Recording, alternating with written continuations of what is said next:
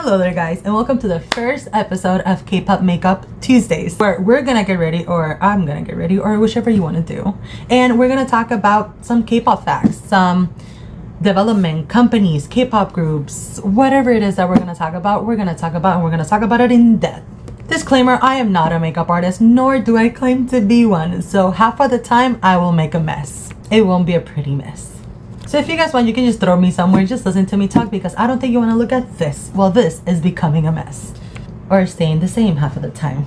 So today's topic is actually going to be a very interesting one, because it's been talked about a lot, and we know this person by many names. We know of his collaborations, of his take in the industry, and how he has developed in the industry. But do we really know this person?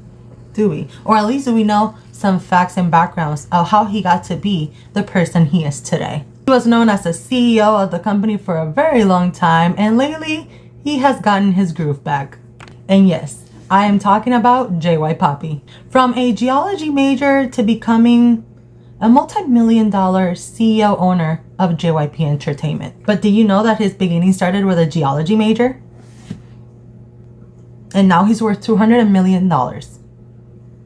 Let that sink in. Like $200 million. He's worth... So, we gotta talk about this.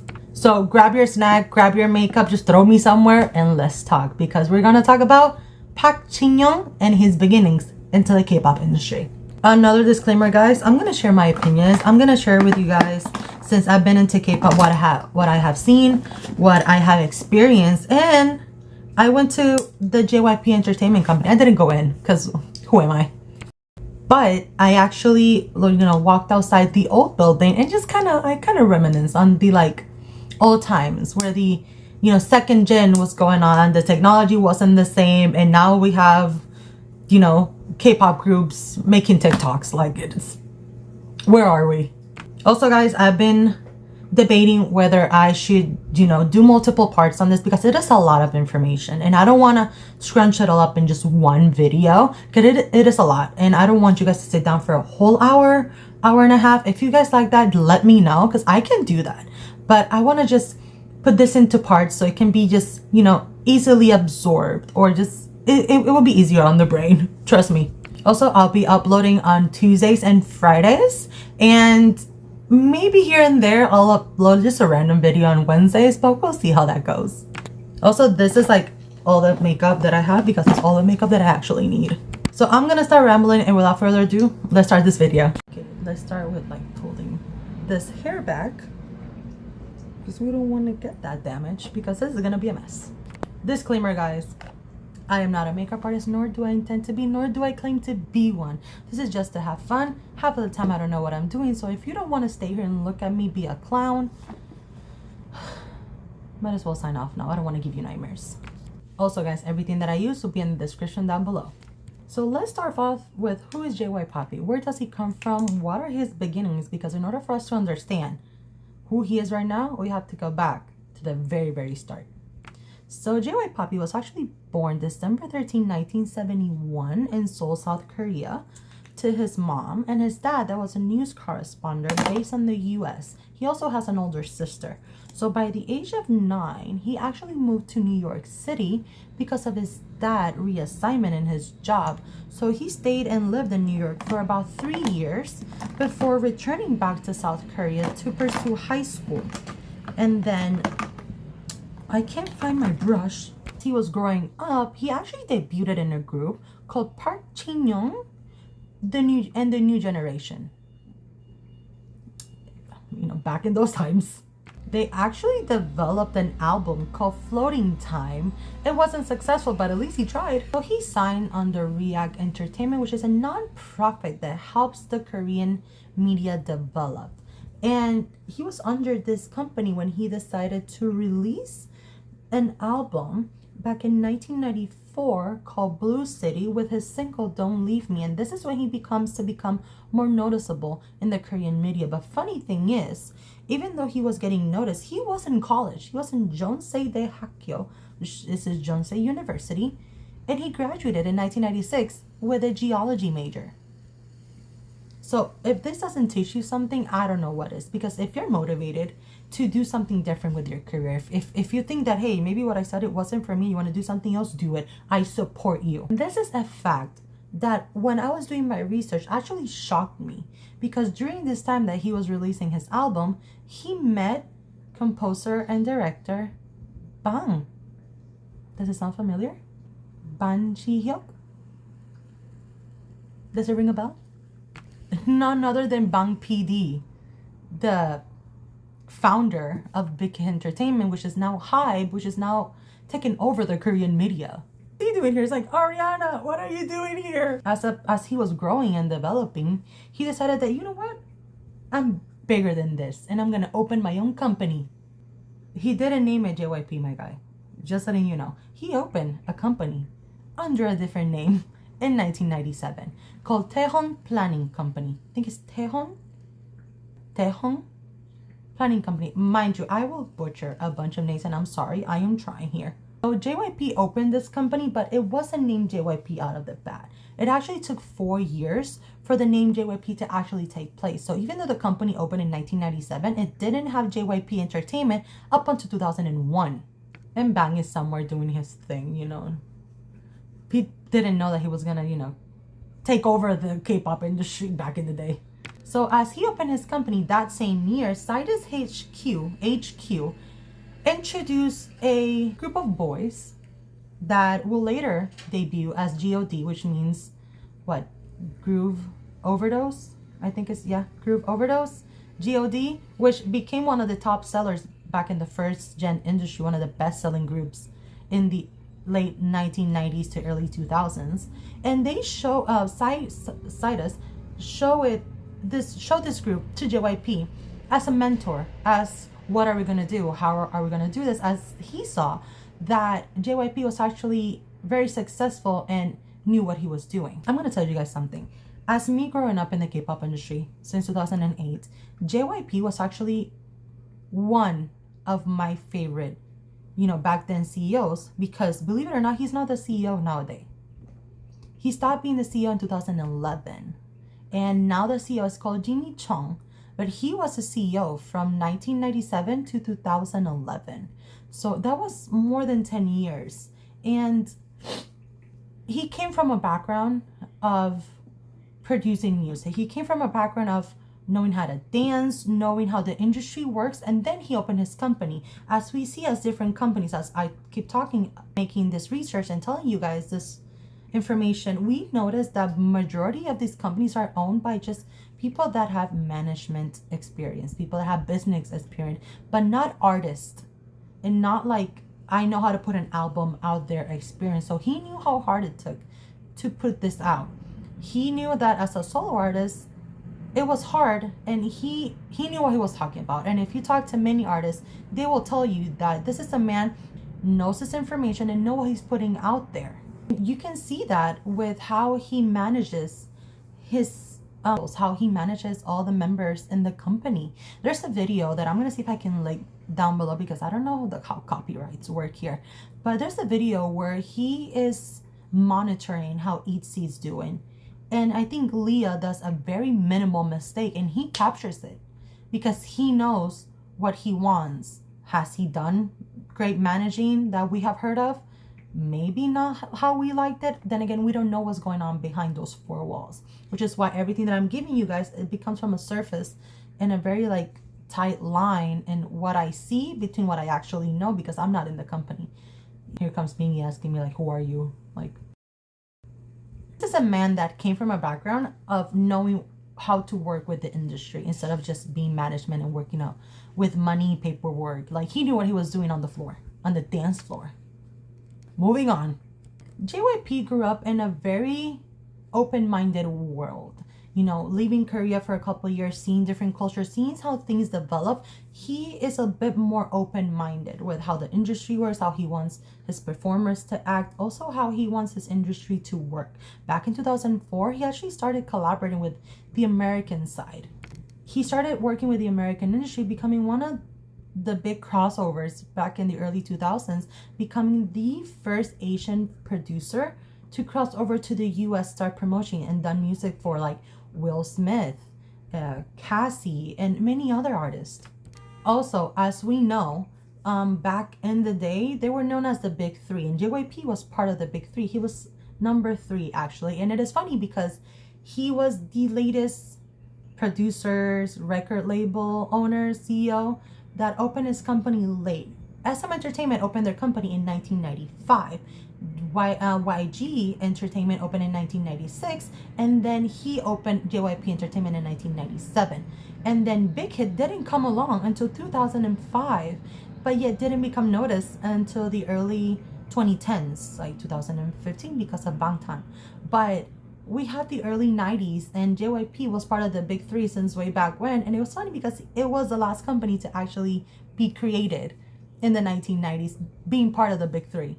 This man is not stupid. He knows what he's doing, and he knows how he's doing it, especially back in the day. As his company started to grow and develop, you're going to see how his mindset and everything that he's doing has a purpose. I also want to explain to you guys something, is that JYP Entertainment is actually a public company, which means, compared to a private one, in a public one, you can buy shares, which means that you own a little bit of the company. It's like a room. You own a room.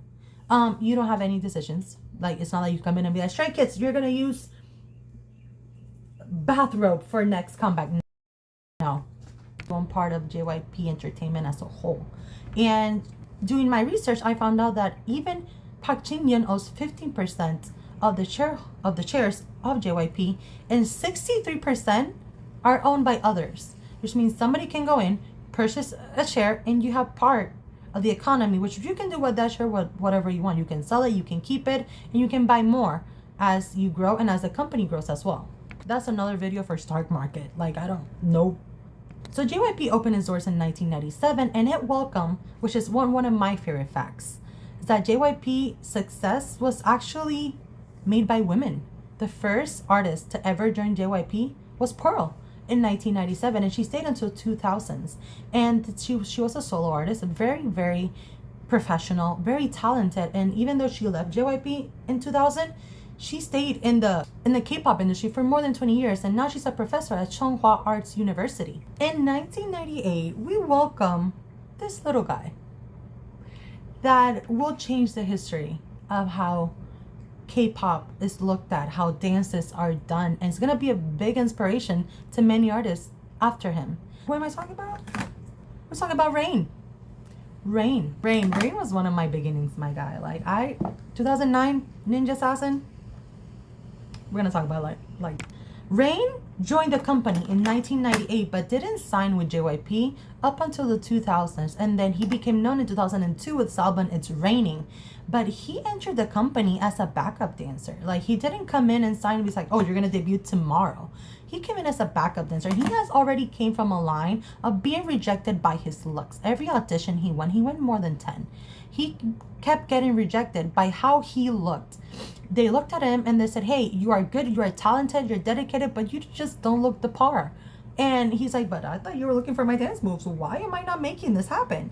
And it turns out that he just didn't fit the beauty standards. Does it sound familiar? Even before joining JYP, JYP came to him and said, I think, it would be good if you had surgery. And he's like, even nowadays, Rain actually stated, and I quote, it's funny how he has to get surgery when you look like that, but I guess you can be successful when you look like that as well. And end quote. They must be really close.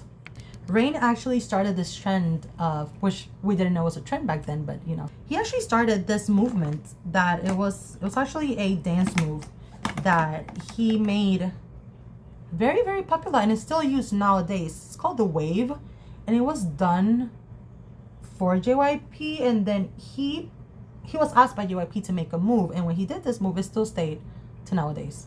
Talking about making record, am I right? What the heck? Rain became his biggest asset coming into JYP Entertainment. Why? Very simple. Rain started breaking records the moment he hit that album, It's Raining. It sold 1 million copies in 7 other countries, including Asia.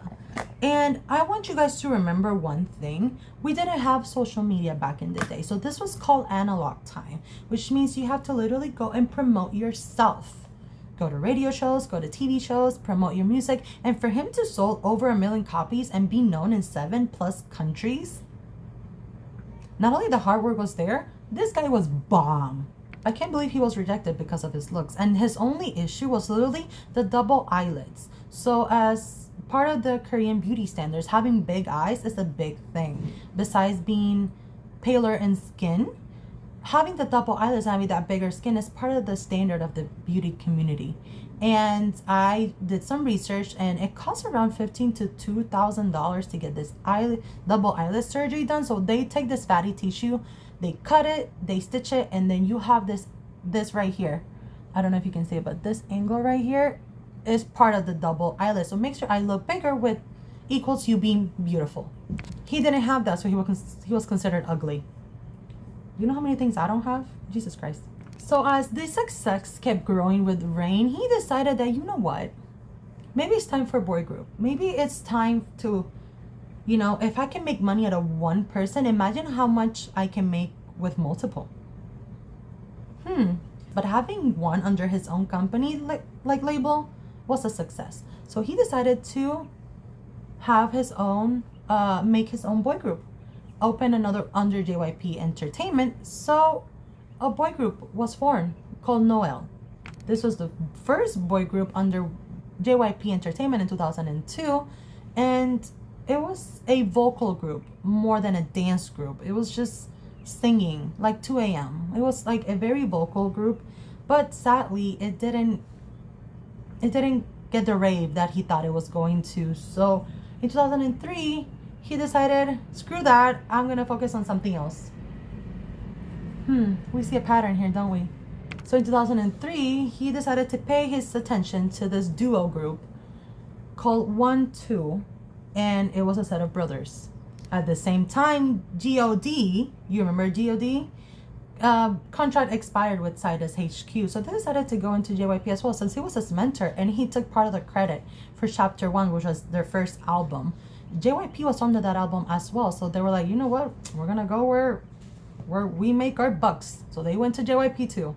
And from 2000 to 2005, a vast majority of idols started joining the company. We had ITZY, Pyeol, even Chijun started joining the company as well, which they became icons back in the early 2000s, leading the way for the new groups to come.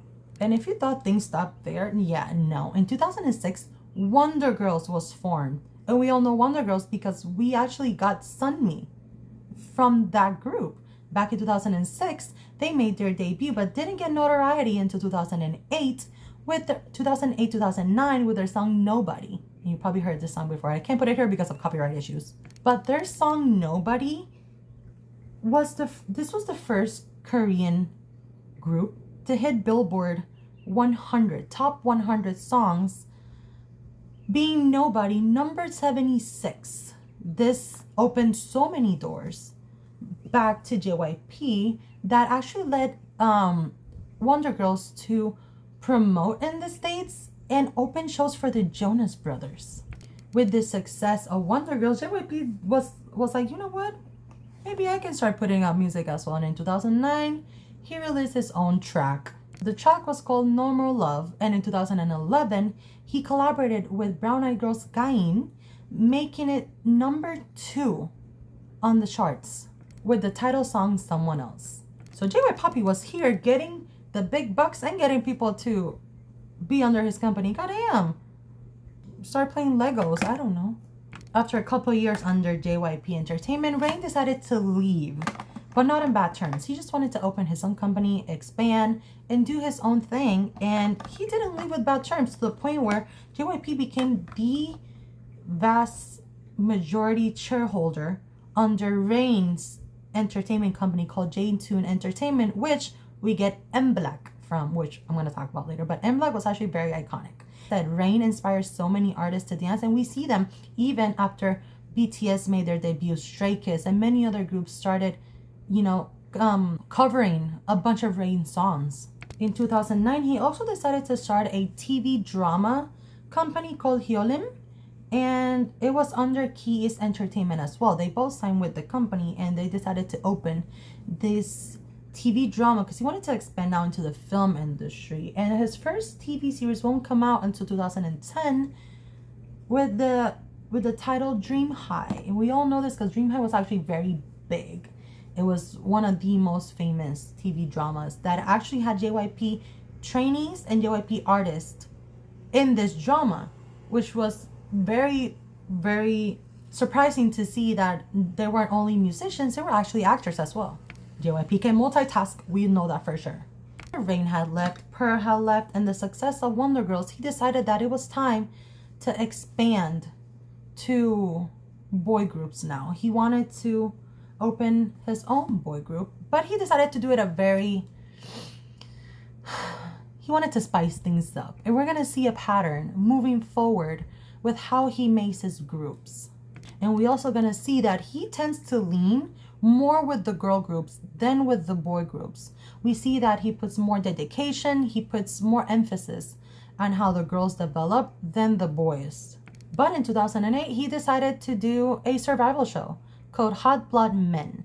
And it was like two groups against each other, and then whoever won was gonna debut under JYP Entertainment. So this group called One Day won. So what he decided to do was he decided to split this group of guys into two. And this is where 2 p.m. and 2 a.m. come together. Technically come apart.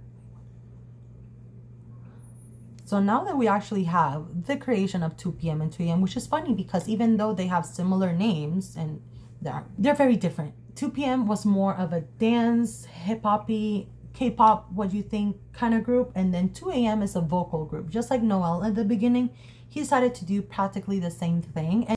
And we actually have Jo Kwon from there, which is a very known artist to this day. I follow him on Instagram. But with the release of 2 p.m., we actually started to see how his mind and his ideas start expanding outside of the norm. Because we start to see what is considered foreigners welcoming into the K-pop industry. Because we have Nikun, who is a Thai artist, and we have Taekyeon, that even though he was Korean, he did have an American citizenship, which it considered him a foreigner. These were things that weren't seen or as much in the K-pop industry, and so JYP started embracing it. Other companies were doing it as well, but JYP was like, you know what? If you're all doing it, I'm doing it too. So he started opening up, which it became a great thing because thanks to now having these members in this group, we'll have like a tie to the country, which is why later on we're gonna see how he incorporates himself in the Chinese media. So 2 p.m. comes in, they're doing great. 2 a.m. comes in, they're doing great. And Bang comes back around. This guy been hopping companies since the 1990s. And he'll stick around. You're gonna see very, very soon. Now that they have actually made their debut, this is where, now that 2 p.m. actually has made their debut, they're doing great. We're gonna turn out to 2009, where he signed a contract with Hyolyn. You guys remember that has the Keys Entertainment and developed the drama. Well, the drama actually aired in 2010 called Dream High, and then Dream High had other members included as well, like before, but Taekyeon from 2 p.m. was actually in this drama, and Susie from Miss A, which they made their debut in 2010. While this was happening, he was opening other JYP entertainments in other places like JYP Beijing, China.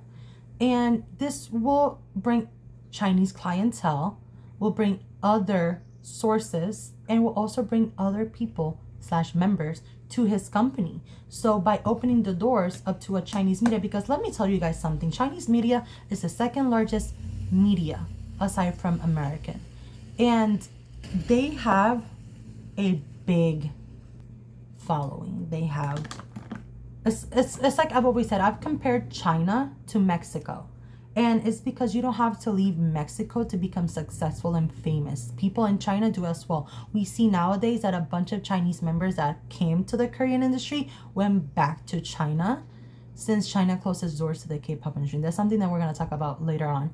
But China is a big industry that if you have ties in the Chinese media, you were set. You were it. That's why a lot of companies now have ties with Japan, because Japan is also a big influence and a big corporation media where promotions are it, and the money-making business as well. Just remember, this is all money. And whatever gets you there. So as JYP is opening ties with China, they're creating a new group called Miss A, which consists of 4 members, Min, Chia, Faye, and Suzy. And 2 of the members are Chinese, Jia and Faye. And Suzy became very known, not only in the film industry, but in the music industry as well. Miss A became actually one of the best girl groups back in 2010, becoming one of and winning one of the best performances in 2010, making Gaon charts as quickly as the same year that they debuted. So as you can see, JYP started to bring what is considered foreigners into the K-pop industry, which again, people are getting adapted to this whole change. And we also have 2PM, we have Miss A, which, mind you, these are groups that are breaking records left and right as soon as they make their debut. But funny thing is that a lot of people don't know, but back in 2010, JYP had subsidiary companies like AQ Entertainment, which Miss A was under. Miss A wasn't under JYP. Miss A had to respond to AQ Entertainment, which was under JYP. So we have seen how Wonder Girls actually became the road. They opened the doors for many other groups to enter the American business. JYP himself releasing his own singles and collaborating with America has also opening a bunch of doors. And now we're opening doors in China, which is the main goal. If you open doors in China and you made it, you were set. And this was the purpose with bringing new Chinese members. And we're going to see that when GOT7 is made.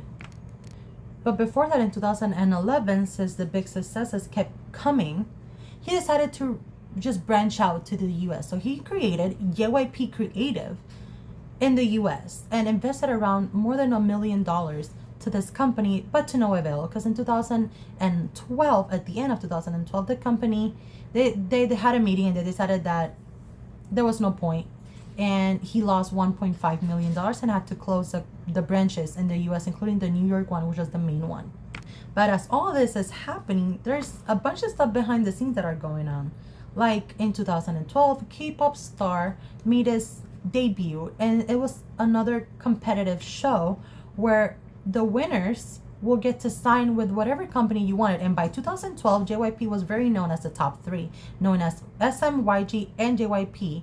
And these were the top 3 companies that people wanted to be part of. So if you won this competition, you will get to sign with the company that you wanted. And here comes Park Jimin. Jimin actually won the competition, and you guys know EYESHADOW, that won 2nd place, got to sign with YG Entertainment. And Park Jimin, as soon as she signed the contract, she was part up with Baek Yerin, that was a contestant in Star King and also a trainee, and they decided to pair these 2 up and make 15 ants. And then EYE made her solo debut under YG Entertainment with her song 1, 2, 3, 4 back at 2012. Not long after that, in 2013, JYP decided to collab, and he's like, I can make film, I can make music, why not games as well? You know, set up your gaming system, because we're making one. They made a game called Crossfire. Are you gonna do a cooking show too? Because you have Felix. And this game was actually with 2PM and Miss A, which were the main groups back in the 2nd gen time, especially under JYP. So he took these 2 groups and promoted that game like it was everybody's business. After this, it has been a while since he made a group. Of course, people were, like, the industry didn't stop. People were growing, people were evolving, and the music was evolving as well. So he needed that target, that younger audience that was missing. It was missing a spot. We had already these people that were already in their 20s, and 4 years has passed, probably even more than 5 years has passed since JYP has debuted a boy group. And he's like, it's time. It's 2014. We need to start bringing more stuff to these people. A new generation is being born. A new generation is growing. We need to grow with them. So what can we do to pair up with this generation? Why not make another boy group?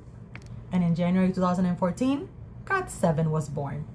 Funny thing about GOT7, and I am going to do a separate video for GOT7, but a lot of people didn't know this, but before GOT7 was made in 2012, there was this duo, this tiny duo called Junior and JB that together made JJ Project. They released a song called Bounce. I love the song. And since then, Junior hasn't dyed his hair. Not once. He did cut it though, in a weird fashion, but that's okay. So they decided to incorporate these two members into GOT7, making JB the leader. They decided to again branch out to the Chinese media, bringing in none other than Jensen Wang, a Hong Kong Chinese member that was preparing to go to the Olympics. And then he decided to just join in, made it, and now, well, Team Wang.